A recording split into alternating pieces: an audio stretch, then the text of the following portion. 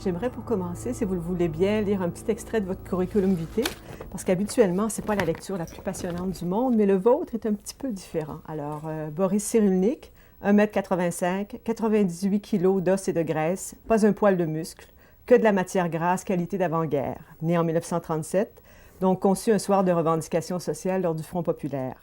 Vocation de maître nageur sauveteur ou de danseur de tango argentin, mais une calvitie précoce l'obligeait à étudier la médecine, la neurochirurgie, la neurologie, l'électroencéphalographie, la psychiatrie, la psychologie, la psychanalyse. Le sens de l'humour, est-ce que vous l'avez toujours eu? Alors, j'ai beaucoup travaillé, c'est très dur, c'est très triste d'avoir le sens de l'humour, il faut beaucoup travailler. Mais avec un peu d'entraînement, on finit par y arriver. Quel rôle ça joue l'humour dans votre vie? Je pense que la dérision permet de supporter tout. C'est pas toujours bon d'ailleurs parce que supporter tout, il y a des moments où il faut ne pas supporter. Dans ce cas-là, il faudrait que l'humour s'arrête.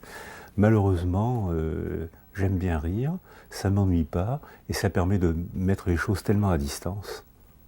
Vous avez étudié dans plusieurs secteurs, mais on vous connaît un peu plus ces dernières années pour toutes les études que vous avez faites en éthologie humaine. L'éthologie, pour la plupart des gens, c'est pas l'étude des humains, c'est l'étude du comportement des animaux dans leur milieu naturel. Vous avez d'ailleurs commencé par ça. Qu'est-ce qui vous a amené à vouloir étudier les humains? La distance, puisqu'on parlait d'humour, eh bien la distance aussi intervient en éthologie. C'est-à-dire que, ou bien on étudie les humains par l'intérieur, et ils nous font croire que les mots leur permettent de traduire leur monde intérieur, mais ce n'est pas toujours vrai. Les mots servent aussi souvent à se masquer. Et je me suis dit que le fait d'observer les gens, malgré le discours qu'ils tenaient, permettait souvent de voir des choses qu'ils ne voulaient pas montrer. Et ça, c'est la démarche éthologique.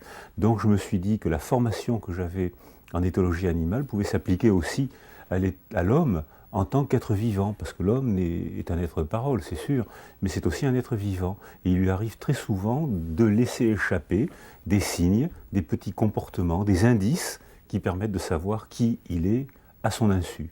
Est-ce que vous avez toujours eu le sens de l'observation? Beaucoup, oui, j'aime beaucoup ça. Je crois même qu'il y a un plaisir de voyeur dans l'observation.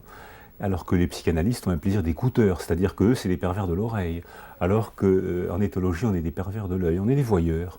On a un plaisir de l'observation, et c'est vrai que c'est très amusant de regarder les gens quand ils parlent, ou de regarder les gens se déplacer, et c'est fou ce que les gens peuvent dire à leur insu, et surtout ce qui est amusant, c'est de voir que les mots nous aveuglent. Quand on parle trop, on finit par ne plus voir. Et dès l'instant où on apprend à voir, le banal devient d'une très grande richesse. Il n'y a plus de banal. Le banal veut dire. Je ne sais pas si c'est juste, mais en tout cas, il me semble que les gens ont peur. Ont peur d'aimer, ont peur de s'engager, ont peur de souffrir, ont peur de la mort. Souvent, les gens vont préférer une absence de bonheur à la perspective peut-être éventuelle de souffrir. Comment ça se fait? Alors, il me semble qu'il y a plusieurs manières d'être humain. Et que parmi nous, très tôt, il y a des gens, des bébés même, dans l'utérus. Quand on fait des observations à l'échographie, on voit qu'il y a des bébés qui sont des explorateurs. C'est-à-dire que dès que la mère parle, hop, ils se mettent à bouger, leur cœur s'accélère, ils attrapent tout ce qui flotte dans l'utérus, et dans l'utérus, il n'y a que deux choses qui flottent, le cordon ombilical et le pouce. Hop, ils l'attrapent, ils l'explorent. Il y a des ovnis. Il y a plein d'ovnis dans l'utérus, des objets flottants non identifiés.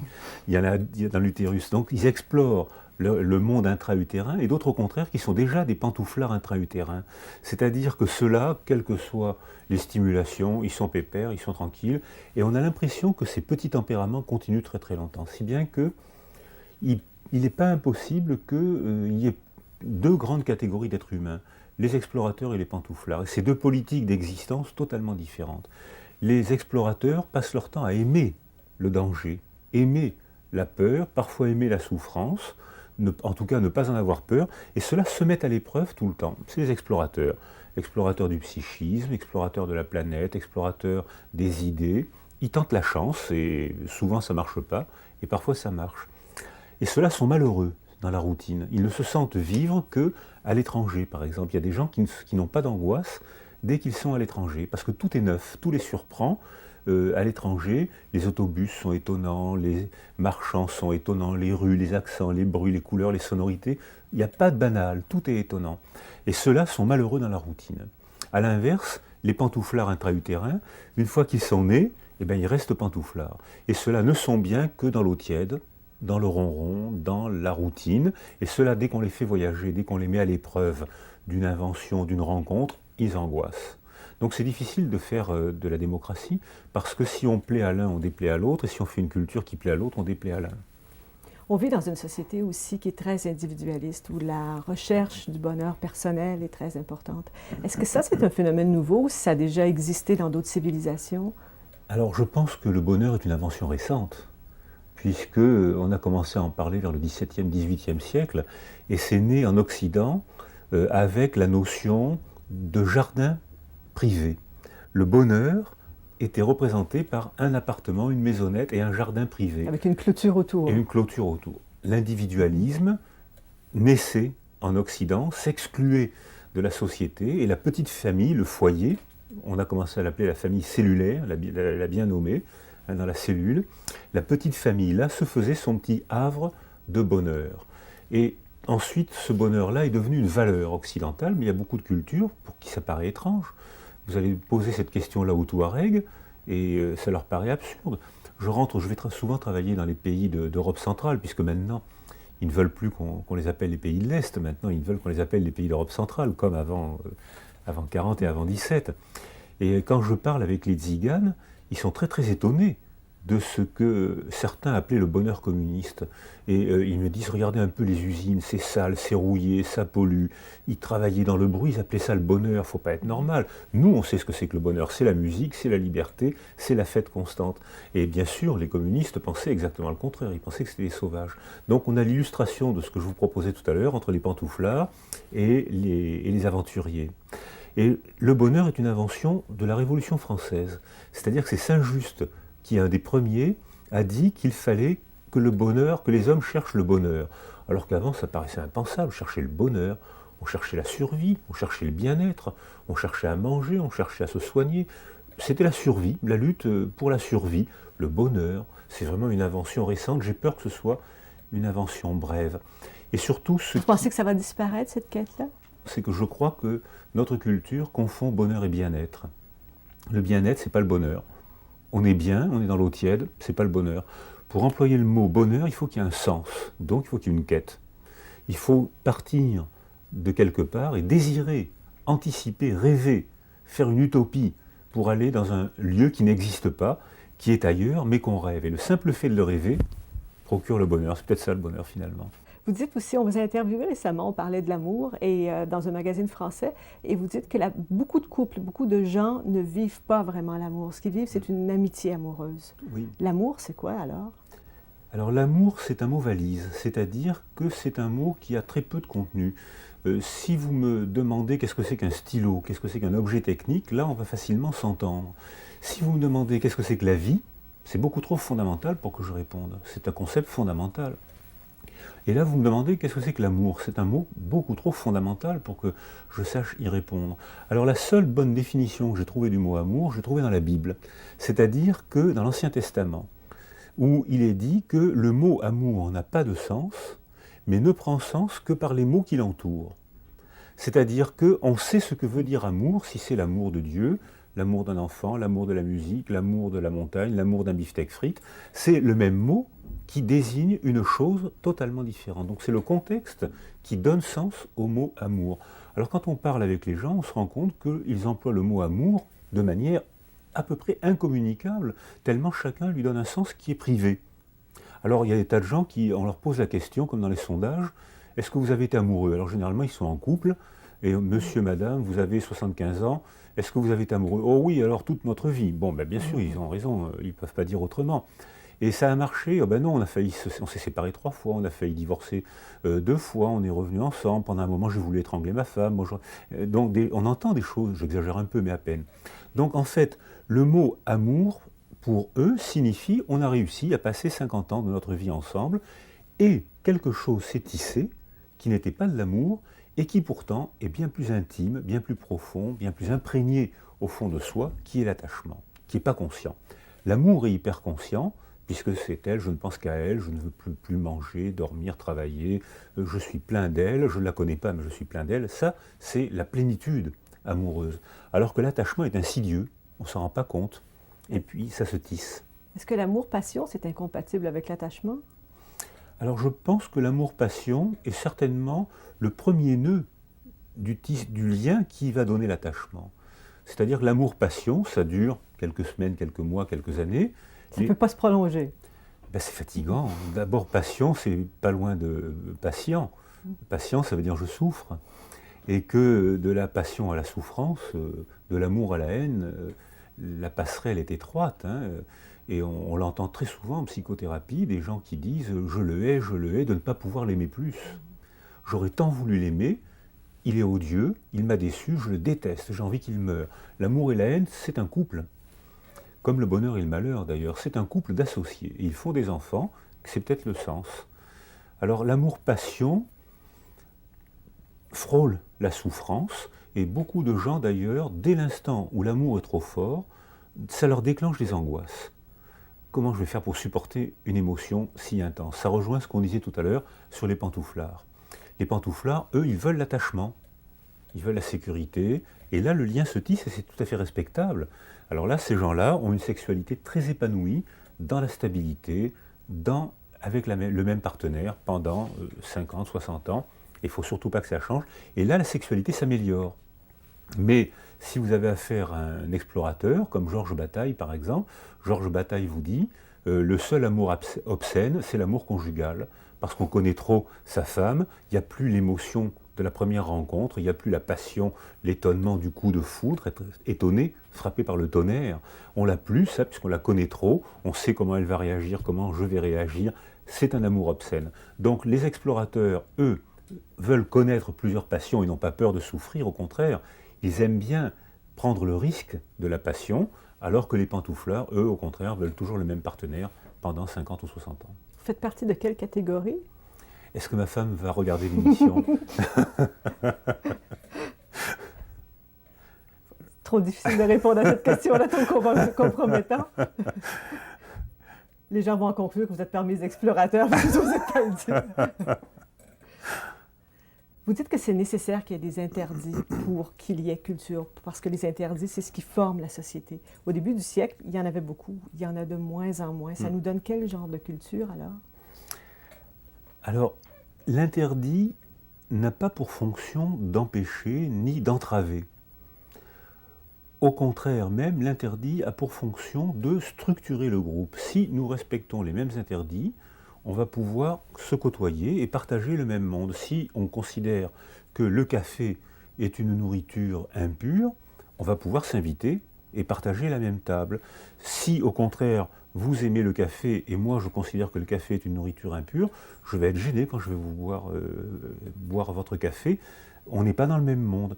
Donc l'interdit a pour fonction de structurer et de permettre de coexister. Il n'y a pas une seule culture sans interdit. Alors bien sûr, l'interdit majeur, c'est le tabou, l'interdit de l'inceste. C'est l'interdit majeur, c'est le crime des crimes dans toutes les cultures, puisqu'il contraint à quitter des gens qu'on aime, nos parents, pour apprendre à aimer autrement et faire une famille d'alliance. Donc le simple fait de l'interdit de l'inceste invite à un déchirement, invite à une séparation et permet la construction de la culture. Mais il y a d'autres interdits. Les interdits alimentaires ont aussi une très grande fonction d'union. Et beaucoup de religions, par exemple, sont tellement structurées sur le plan des aliments, la religion juive, par exemple, a tellement d'interdits alimentaires qu'un juif qui respecte les interdits alimentaires ne peut pratiquement pas manger à une autre table qu'à une table juive. Donc, ça soude le groupe. Et on peut continuer comme ça la série des interdits qui ont tous cette fonction d'unir, de fabriquer de la culture, analogue à l'interdit de l'inceste qui, interdisant une manière d'aimer, invite à la découverte d'une autre manière d'aimer. Or, si on supprime les interdits, l'interdit, c'est pas l'entrave, hein, c'est pas l'empêchement. Or, si on supprime les interdits, ça va être l'ordre du n'importe quoi. Dans l'ordre du n'importe quoi, les explorateurs de tout à l'heure vont être heureux. Ils vont explorer des tas de sexualités différentes, des tas d'aliments différents, des tas de cultures différentes. Ils vont faire un développement personnel passionnant. Ils vont courir le monde, courir les religions, changer de femme, changer de culture. C'est pas très grave tout ça. Et à la fin de leur vie, ils auront connu, exploré des mille et une manières d'être humains. Et les autres, ceux qui ont besoin de stabilité, ceux qui ont besoin de structure, vont éprouver ça avec horreur. Et ceux-là vont vouloir revenir aux certitudes de la filiation. Ça, c'est le bien. Les explorateurs, c'est les représentants du diable. Ça, la filiation, au contraire, c'est le bien. Là, on sait que la loi vient d'un autre, d'un père, d'un Dieu, c'est écrit dans un livre qui a été écrit il y a plusieurs milliers d'années. Ça, c'est la vérité. Et ceux-là ont besoin de ça pour vivre dans un monde structuré. Donc on retrouve la guerre des pantouflards et des explorateurs.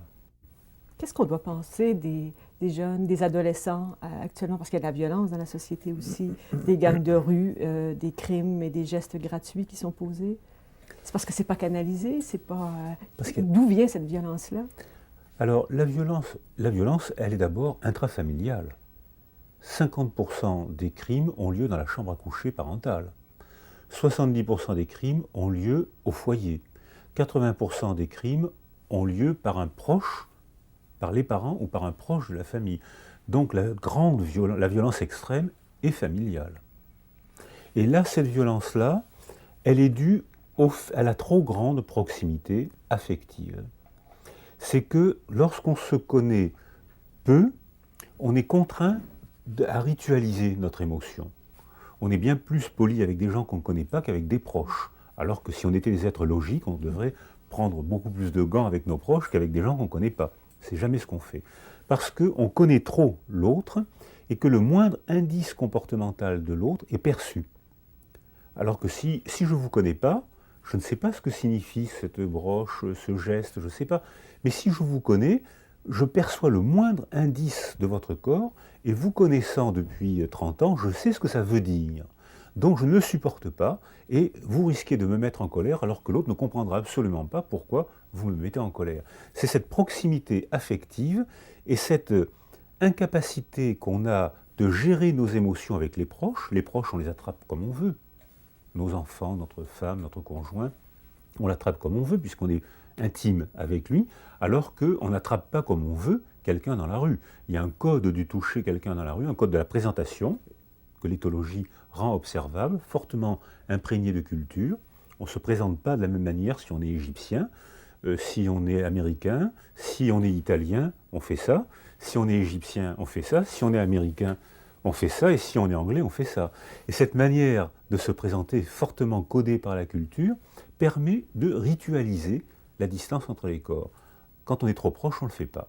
Chez soi, on attrape ses enfants comme on veut, sa femme comme on veut, et on ne gère plus nos émotions. Ce qui fait que si c'est une émotion amoureuse, c'est parfait, et si c'est une émotion violente, elle n'est pas contrôlée, alors qu'on la contrôle mieux avec les étrangers. Donc la violence, elle est d'abord intrafamiliale, et elle est due à l'amélioration des moyens de communication associés à la disparition du contrôle de nos émotions. Alors que la violence dans la rue, elle a une autre nature, c'est le clan.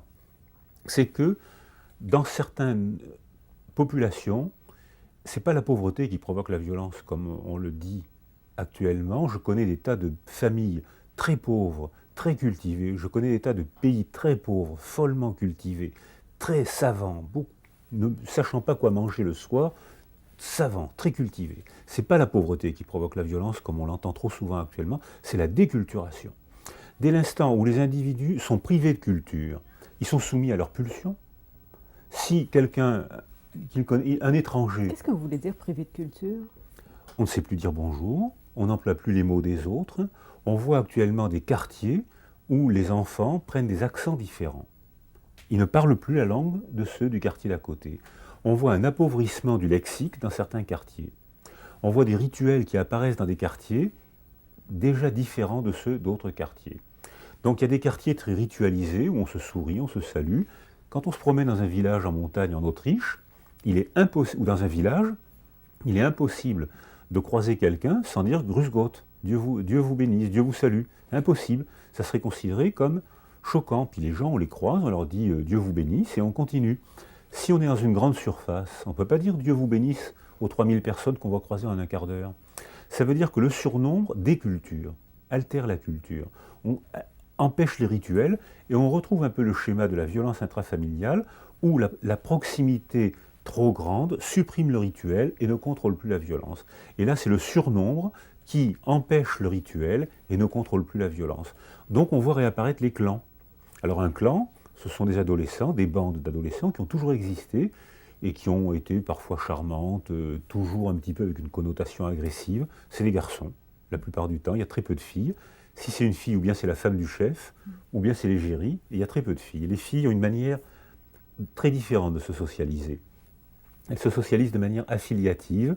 Qui sera la mère de qui va aider qui va protéger qui. C'est une autre manière de se socialiser. On le voit chez les enfants abandonnés, par exemple. Je travaille beaucoup avec les enfants des rues, avec les enfants abandonnés. Eh bien, les enfants abandonnés, les garçons se mettent en bande de 10-12 et ils font des razzias sur un sac de dames, sur un magasin, sur une poubelle, ils font des razzias. Les filles se mettent en 2-3 et elles partagent des bouts de tissu, des mots, des aliments, 2, 3, 4, pas plus. Donc c'est une manière de se socialiser très très très différente. Et dans les grands ensembles urbains privés de culture, déritualisés, on voit des clans réapparaître, où à ce moment-là, des petits signes de clans permettent de se reconnaître et s'unissent grâce à la haine de l'autre. Et la violence à ce moment-là apparaît. Vous déplorez beaucoup la disparition des rituels. Ça revient à peu près dans tous vos livres, dans les entrevues que vous donnez, dans les articles que vous écrivez. Est-ce qu'on a encore des choses qu'on transmet ou si on a tout laissé tomber? Alors c'est difficile d'inventer des rites et c'est difficile de transmettre des rites. On ne sait pas qui les invente et qui les transmet. Et beaucoup de rites sont en train de se transformer en rites creux, c'est-à-dire en stéréotypie. On fait des gestes, mais on ne connaît plus l'histoire des gestes. On ne sait plus pourquoi on les fait. Qu'est-ce que vous voulez dire? Par exemple, Noël, qui est une fête religieuse, la fête des mères, qui est une fête théoriquement familiale, représente les pics de tentatives de suicide. C'est-à-dire que si on a une famille, le rituel à ce moment-là prend une fonction d'être ensemble. On fait la fête, on raconte l'histoire de nos origines, on invite le petit cousin, et ça prend sa fonction d'union et de fête du rituel. Et si on est seul, eh bien la fête des autres souligne notre solitude, et la fête des mères et le Noël représentent des pics d'angoisse démographique et des pics de tentatives de suicide, parce que c'est le moment où les gens seuls se sentent encore plus seuls. Alors d'une part, il y a cet effet excluant du rituel qui, à l'origine, avait une fonction d'invitation. Et puis ensuite, il y a des rituels qui sont en train de se stéréotyper, qui deviennent une corvée, par exemple la fête des mères. C'est triste ce que je dis, mais ça devient une corvée, et j'entends beaucoup de gens qui disent « ma mère se vexerait si je ne faisais pas un geste, donc je le fais, mais vraiment je le fais pour m'en débarrasser ». C'est-à-dire que le rituel qui, à l'origine ou pendant un moment, était probablement une fête, devient maintenant une stéréotypie et probablement s'éteindra dans quelques années. Donc, mais on ne sait pas qui invente les rituels. Je pense que c'est les artistes. C'est-à-dire qu'il faut lancer des tas d'inventions, tous azimuts. 99% ne tiendront pas, on les trouvera ridicules, et puis de temps en temps, il y en a une qui tiendra. Pourquoi est-ce qu'il y a autant d'angoisse actuellement dans la société? Pourquoi est-ce qu'il y a autant de gens angoissés qui ont une espèce de mal de vivre? Moi, je pense que c'est parce qu'on a perdu nos tranquillisants naturels. Et Pourtant, on en consomme beaucoup de tranquillisants. Des tranquillisants artificiels. On consomme des tranquillisants fabriqués par la culture technique, des molécules chimiques qui marchent bien, mais qui sont des molécules. Or, notre corps sécrète exactement les mêmes molécules quand on fait la fête, quand on rit, quand on s'aime bien, quand on tisse l'affectivité, on sécrète exactement les mêmes molécules. Donc je ne vois pas pourquoi on ne fabriquerait pas des molécules naturellement. Quand on parle, quand on s'émeut, on sécrète des molécules, des émotions. Si on se fâche, on va sécréter de l'adrénaline, des catécholamines, on va rougir, on va pâlir, notre cœur va s'accélérer. Si on est content, si on s'amuse ou si on s'affecte mutuellement, on va sécréter des molécules de tranquillisants naturels. Seulement ça, bien sûr, vous ne ferez pas un rond avec ça. Alors que si vous fabriquez des tranquillisants artificiels, chimiques, comme le fait notre culture, là vous allez faire l'industrie du médicament. Vous avez observé beaucoup notre époque. Vous, personnellement, est-ce que vous aimez passionnément l'époque dans laquelle vous vivez ou si vous en êtes déçu? Alors, j'ai du mal à comparer avec les autres époques, mais quand je lis les autres époques, je pense qu'elles sont toutes passionnantes et terribles. Toutes les époques ont leur tragédie et leur merveille, et je pense que c'est la condition humaine qui est comme ça, elle est faite d'horribles merveilles, et les deux sont associés.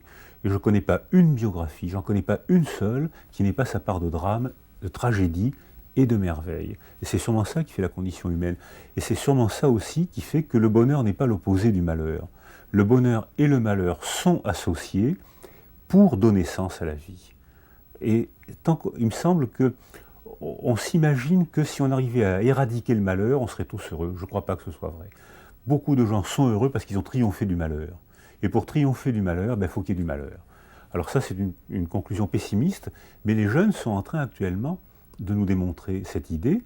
Les jeunes qui ont la passion du risque, qui se mettent à l'épreuve, parfois de manière tout à fait exagérée, sont des jeunes très bien élevés. Et pourquoi est-ce qu'ils se mettent à l'épreuve? Parce que, en se mettant à l'épreuve, ils auront la preuve de ce qu'ils valent.